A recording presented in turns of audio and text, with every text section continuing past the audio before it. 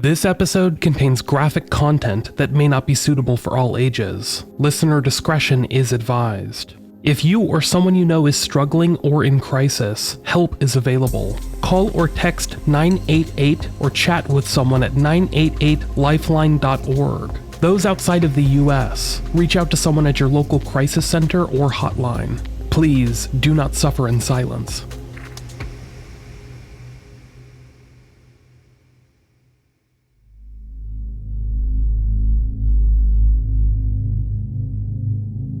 The building was quiet. It was the late summer in San Antonio, Texas, a Saturday evening in August of 2015. The funeral home had done its work for the day. Mourners had gone home, the staff had already tidied up, the lights were off. A young woman's casket rested in a hallway, waiting for cremation the next morning. The alarm was set. The doors were locked.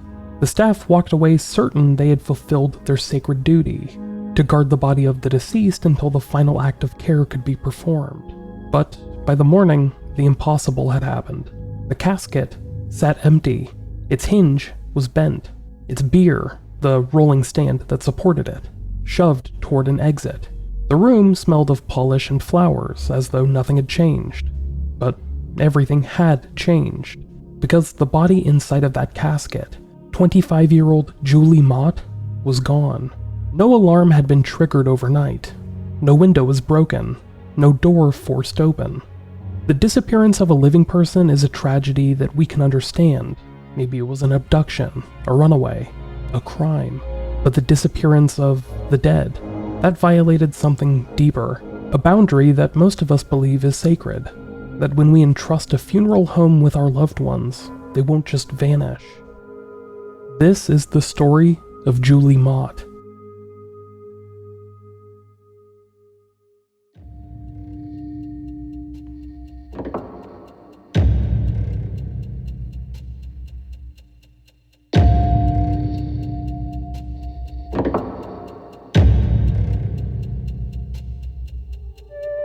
Julie Mott was born in San Antonio, Texas. She was the daughter of caring parents, Tom and Charlotte Mott. From the very beginning, she faced a challenge most children never have to confront. She was born with cystic fibrosis, a genetic disease that affects the lungs and digestive system. For Julie, it meant a life filled with doctor's visits, treatments, and the constant awareness that her body was fighting against her. Cystic fibrosis is cruel. Thick mucus builds in the lungs, infections thrive, and breathing becomes more difficult as the years pass.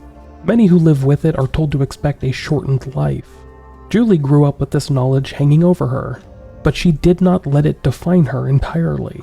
Those who knew her described someone warm, soft-spoken, and deeply compassionate. Julie loved horses. She spent time riding, caring for them, finding freedom in their strength and movement. Animals gave her joy, and she gave them gentleness in return. Friends and family say that she had a quiet resilience about her, an ability to endure hardship without bitterness. By her early 20s, Julie had lived longer than many with her condition. She was, in many ways, beating the odds. But cystic fibrosis does not relent. On August 8, 2015, after 25 years of struggling, Julie died in San Antonio. Her family was devastated, though not unprepared. For years, they had known this day would eventually come. They planned a service at Mission Park Funeral Chapels North, a respected local funeral home. The choice was practical. Mission Park had served the community for decades, but it was also personal. They trusted the people who worked there. They believed that Julie's body would be treated with dignity. The funeral was set for August 15th. For the Motts, the service was not just about mourning. It was about closure. They had endured a lifetime of watching Julie battle her disease. Now they wanted to give her peace. Cremation was arranged for the day after the service.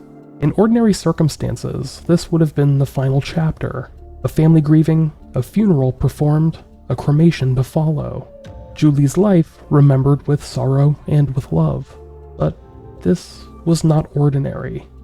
Because in the hours after Julie's funeral, something happened inside that chapel. Something that defies explanation to this day.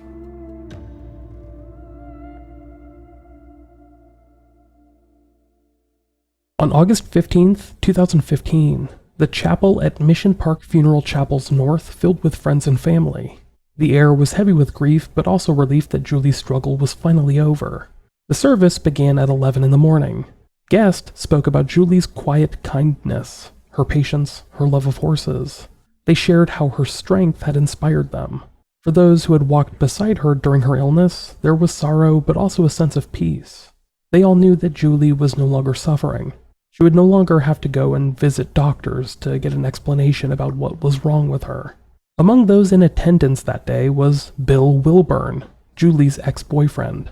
Their relationship had ended about 2 years earlier, but Wilburn had remained in orbit around Julie's life. People noticed his presence that day. He lingered, staying behind after the service ended, speaking with others and with staff.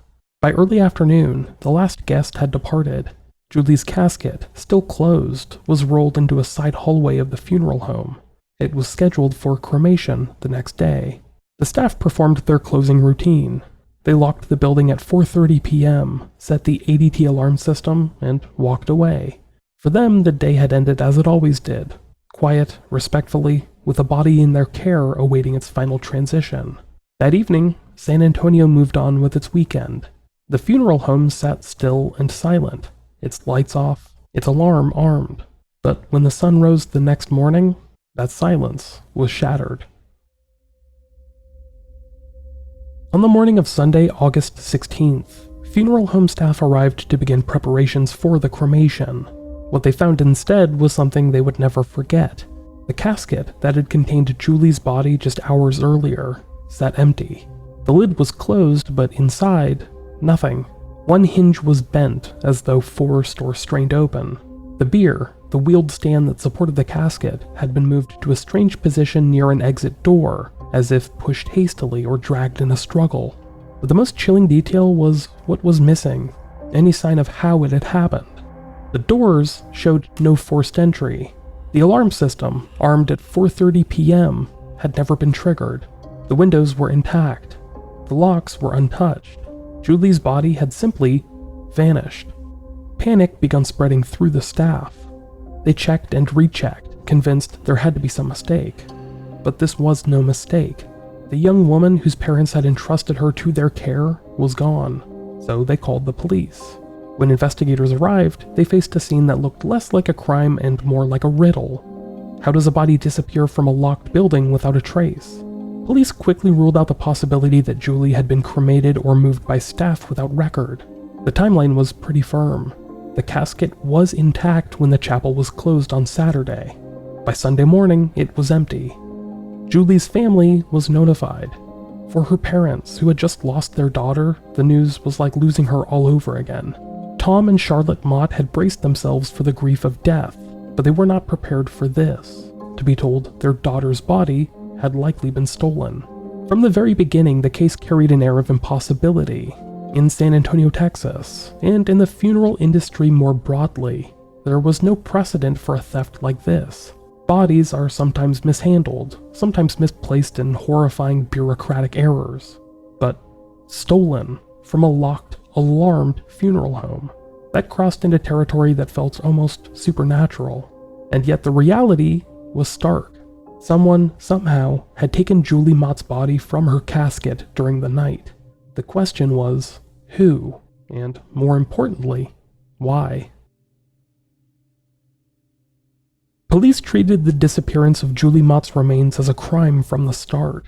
This was not a misfiled document or a cremation scheduled early by mistake. The body had been inside the casket when the chapel was closed. The next morning it was gone. So investigators combed through the building. They examined doors, windows, and alarm systems. There were no signs of forced entry. The alarm had been armed, and it had not gone off during the night. Whoever had entered the building either did so without triggering the system, or they were already inside before it was set. The damaged casket hinge and the displaced bier told police that Julie's body had not simply been misplaced. It had been deliberately removed. This was no accident. Detectives began asking questions. Who had access to the building? Who had keys or alarm codes? Who was present in the hours before the doors were locked? The funeral home offered up a $20,000 reward for information. They insisted they had no idea what had happened, and they urged the community to come forward with tips. For the Mott family, grief began turning into anguish. Their daughter had already been taken by illness. Now she had been taken again. Without her body, they could not lay her to rest. They could not cremate her. They could not even visit her grave. It was, in every sense, an impossible crime. Yet someone had done it. More after the break. In many mysteries, there is a person whose presence lingers like smoke. In Julie Mott's disappearance, that person was her ex-boyfriend, Bill Wilburn. Julie and Bill had dated for several years. Friends later said their relationship was rocky and eventually fell apart, ending around 2013. Julie had moved on by then, but for Bill, it seemed the break never truly took hold. Rumors online alleged that he had cheated on her and felt regret about it, and he spent the next 2 years trying to win her back. Even as Julie faced the final stages of cystic fibrosis, he hovered close by. By the time of her death, they had been apart for nearly 2 years. Yet his behavior after her passing suggested he was not prepared to let go. On the day of Julie's funeral, Bill Wilburn attended the service. That in itself was not unusual.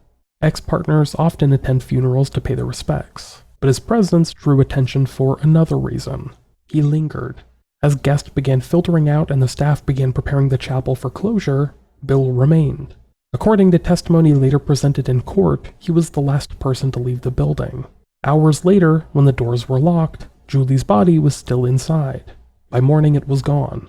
In the days that followed, Bill Wilburn's behavior escalated.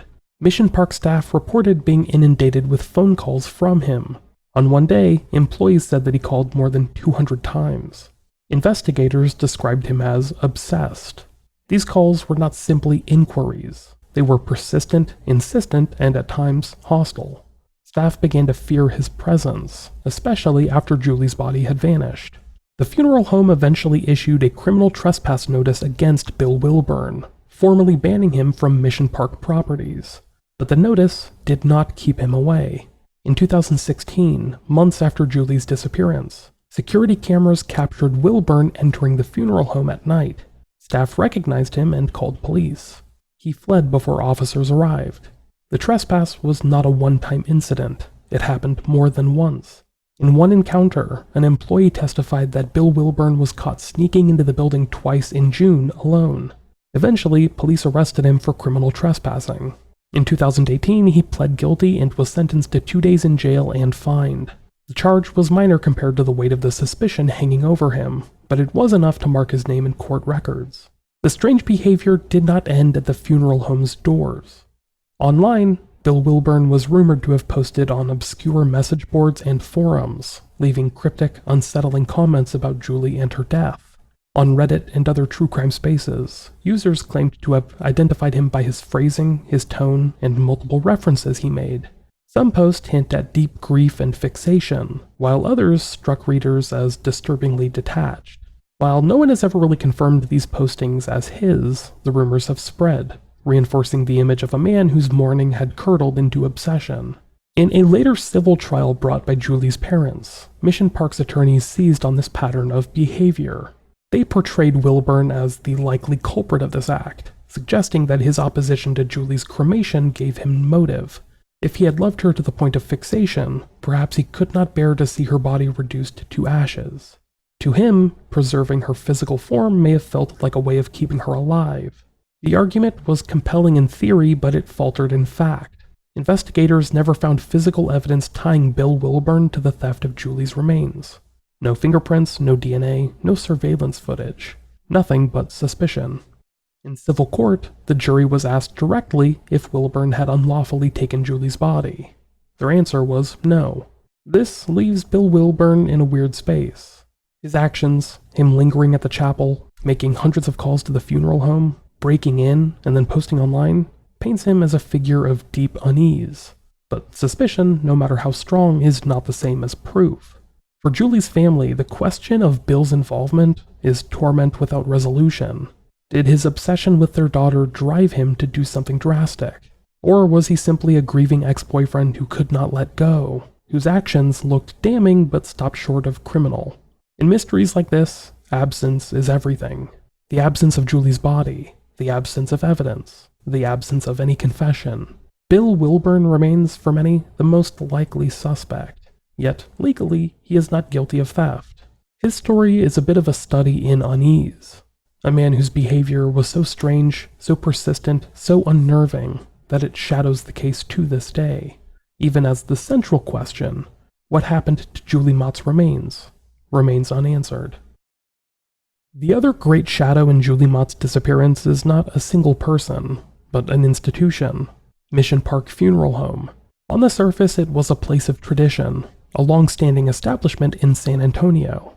Families have long turned to it for dignity and care. The Motts had trusted it to handle their daughter's remains, but Julie's disappearance ripped that trust apart. When investigators found her casket empty on the morning of August 16, 2015, one fact was unavoidable. Whatever had happened inside of Mission Park. The chapel had been locked, the alarm was armed. There were no broken doors, no shattered windows, no tripped sensors. Whoever removed Julie's body had done it without setting off any alarms. That simple fact left two possibilities. Either the system was bypassed by someone who knew how, or the removal happened with the proper authorized access, perhaps through a key, a code, or both. This question became the beating heart of a later civil trial. Mission Park argued that the theft was unforeseeable, that no reasonable security system could have prevented someone determined to take Julie's remains. They pointed outward at Bill Wilburn, painting him as the obvious suspect. But the Mott family's lawyers pointed inward. They argued that Mission Park had failed its most basic duty. They revealed that the funeral home used outside contractors, including a mortuary service company called Buyer and Beidel. These subcontractors handled embalming, transportation, and sometimes after-hours work.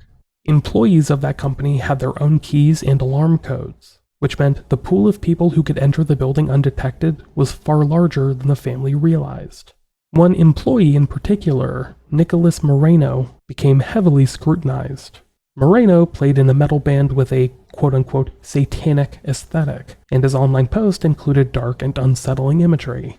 During their civil trial, the Mott's attorneys used this to suggest questionable judgment, even hinting at sinister interest. Nicholas Moreno denied any involvement with Julie's body, and no criminal evidence ever tied him to the case. Still, his very presence in the courtroom demonstrated how porous the boundaries of access really were. Security consultants testified about the building's vulnerabilities. The ADT system in place could be tricked. If a small object was wedged into the plunger of a door, the alarm would believe it remained closed, even if it had been opened.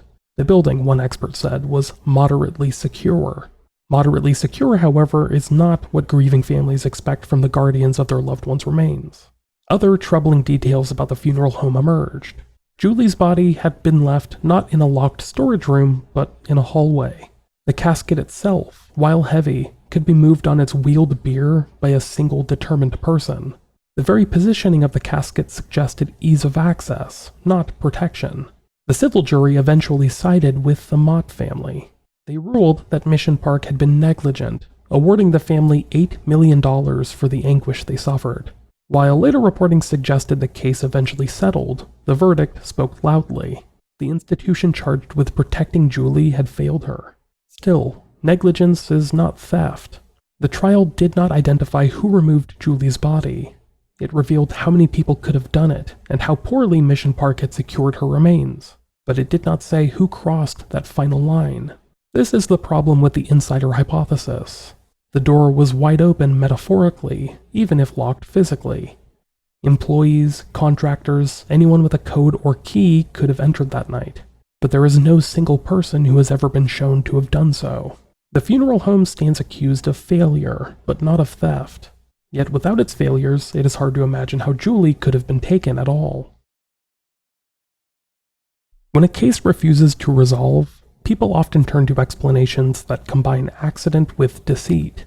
In Julie Mott's disappearance, this became the so-called hybrid, or cover-up theory.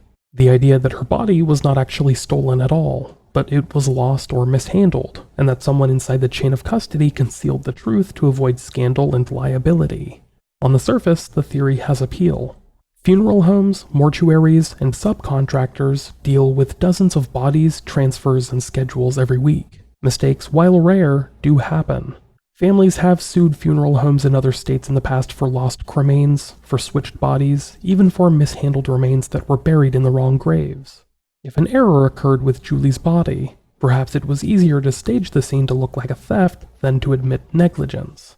But when you look closely at the physical scene inside of Mission Park on August 16th, the story gets complicated. The casket did not simply sit empty. Its hinge was bent, suggesting force had been used to open it. The bier, the wheeled stand beneath the casket, had been shifted into an unnatural position near an exit door, as if maneuvered by someone preparing to remove weight. That tableau is difficult to reconcile with a paperwork error. If Julie's body had been accidentally cremated early or misplaced in a storage cooler, why damage the casket? Why move the bier toward an exit? These details look less like an accident and more like an act carried out with intent. Still, there are versions of the cover-up theory that attempt to explain this. One variation holds that a subcontractor mishandled the body during transfer, say leaving it somewhere it should not have been, and when the mistake was discovered, the staff panicked. They staged the bent hinge and shifted bier to suggest theft, a crime that would shift suspicion outward rather than inward. Another version speculates that something catastrophic occurred during the embalming or storage process, an event that left the body in a state that could not be returned to the family. Faced with that horror, employees might have staged a disappearance to avoid facing the consequences. The problem with both variations is silence. No insider has ever come forward with a confession, not even anonymously. In civil court, employees were grilled about procedures, security, and subcontractor access, but none admitted to mishandling Julie's body. And while negligence was proven, such as leaving the body in a hallway and allowing so many outsiders to have keys, the jury did not find any evidence of a cover-up. Yet the theory of a cover-up does linger, not because of proof, but because of the absence of proof in every other direction. Theories pointing to the ex-boyfriend, Bill Wilburn, run into the problem of access. Theories pointing to the subcontractors stumble on motive. The cover-up idea persists because it seems to explain the impossible, a disappearance with no signs of forced entry, no tripped alarm, and no body ever recovered. Whether true or not, the theory points to a larger truth. Families hand over their loved ones to funeral homes believing the chain of custody is sacred, that it's something unbreakable. The idea that a body could be lost or concealed, intentionally or otherwise, strikes at the heart of that trust. For the Motts, this was the deepest wound. They had given Julie to Mission Park believing that she would be safe until she could be cremated. Instead, they were left with questions that point in every direction, including inward. In the end, the cover-up theory is less about evidence than about faith, or rather the lack of it. When institutions fail so dramatically, when a body disappears under lock and key, suspicion naturally turns toward those who had custody all along.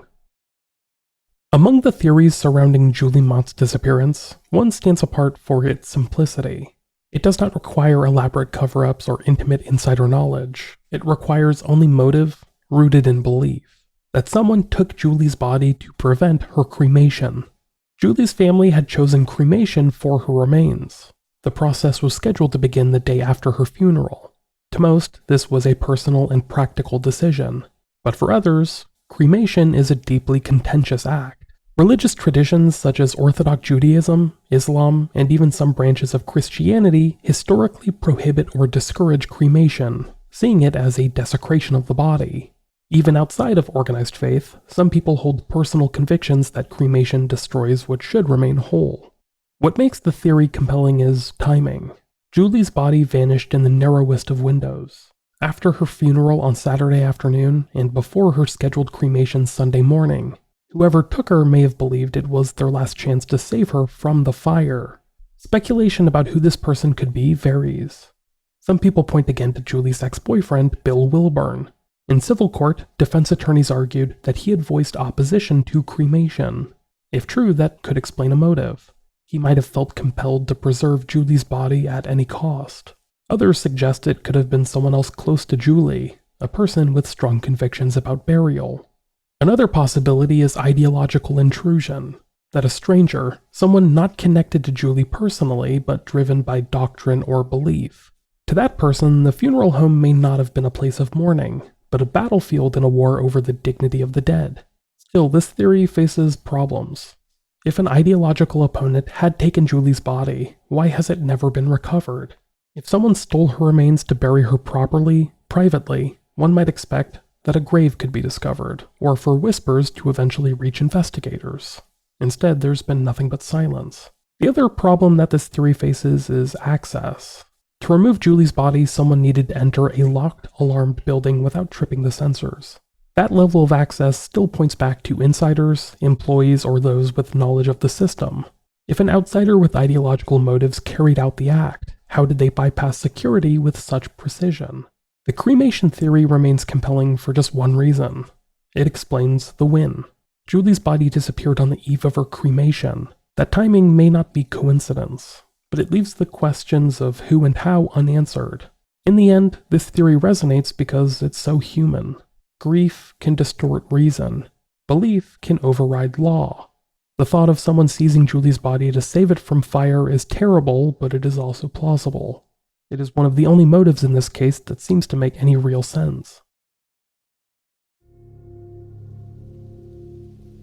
For the Mott family, grief became anger.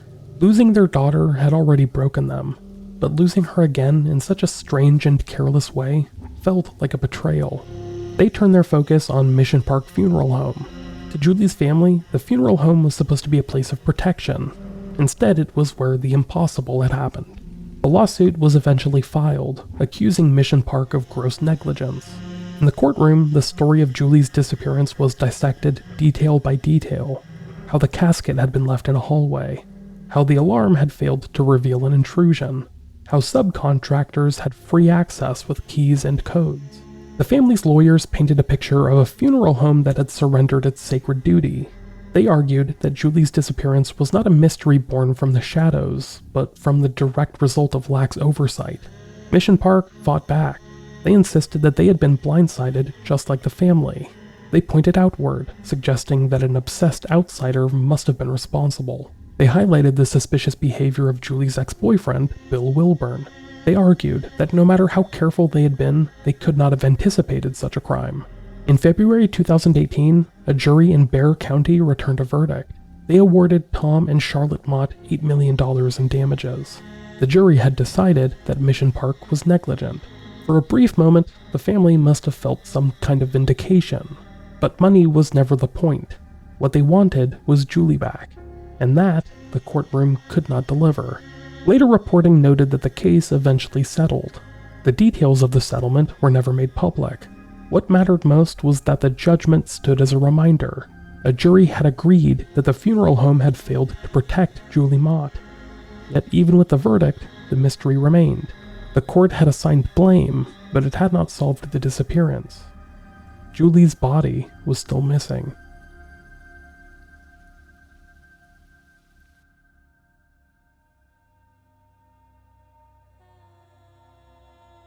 For Tom and Charlotte Mott, the disappearance of Julie's body has meant living with a wound that never closes.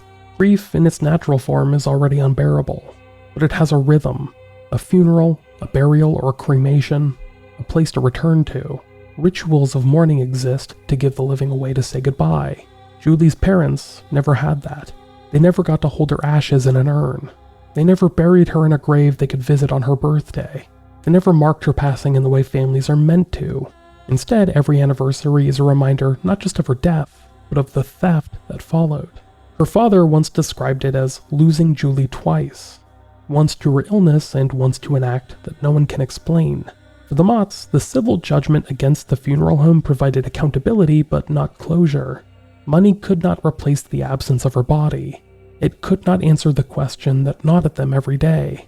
Where is Julie? This question continues to echo. Who had access to the chapel that night? Why did the alarm remain silent? Did someone take her out of grief, out of ideology, or out of something darker? Or was it something more mundane and more terrible?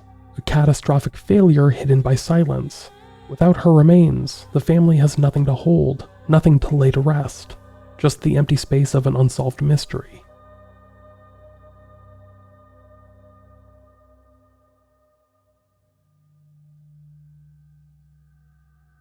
It has been years since that quiet August night in San Antonio. The city has carried on. The chapel doors have opened and closed for countless other services. Families have entrusted their loved ones to the care of funeral homes, believing they would be safe. But for the Mott family, that trust was forever broken. Their daughter's body vanished from a locked casket inside of a building that was supposed to protect her. To this day, no one has been charged with the theft. No one has confessed to involvement. Julie has never been found. Theories continue to circle this story, but evidence remains absent. The obsessed ex, the subcontractors with keys, the possibility of a cover-up, the chance that someone acted out of religious or personal conviction. None of them answer the question fully, so the case remains open. The silence remains heavy. At the center of it all is Julie, a young woman who lived with courage and kindness through the hardship of cystic fibrosis. She should have been laid to rest with dignity. Instead, her body became the center of one of the strangest mysteries San Antonio has ever seen. And so the question lingers: who took Julie Mott, and where is she now? As of this episode's recording, the story remains unresolved.